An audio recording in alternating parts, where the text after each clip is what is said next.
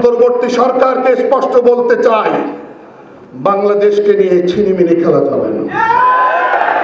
আগামীতে যারা ক্ষমতায় আসার স্বপ্ন দেখছে তাদেরকে বলতে চাই, বাংলাদেশে আর কখনো স্বৈরতন্ত্র আর ফ্যাসিবাদ কায়েম করার স্বপ্ন দেখা যাবে না। এই দেশের একটা একটা ইঞ্চি মাটিকে রক্ষা করার জন্য আমরা জীবন দেব।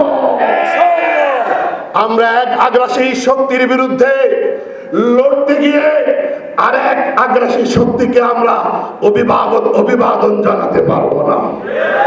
সকল আগ্রাসনের বিরুদ্ধে আমরা লড়ব। আমাদের মাটি, আমাদের স্বাধীনতা, আমাদের সার্বভৌমত্বকে রক্ষা করার জন্য আমরা অতন্দ্র প্রহরীর ভূমিকায় অবতীর্ণ হব। আগামী নির্বাচন নিয়ে কোনো টালবাহানা করা যাবে না, সময় ক্ষেপণ করা যাবে না। যথা সময়ে নির্বাচনের উপযুক্ত পরিবেশ তৈরি করতে হবে। সকল দলের সমান সুযোগ, লেভেল প্লেইং ফিল্ড তৈরি করতে হবে। যারা রাষ্ট্রের ক্ষতি করতে চায়, এখনো সেক্টরে লুকিয়ে বসে আছে, তাদেরকেও এই জায়গাগুলো থেকে তাড়াতে হবে।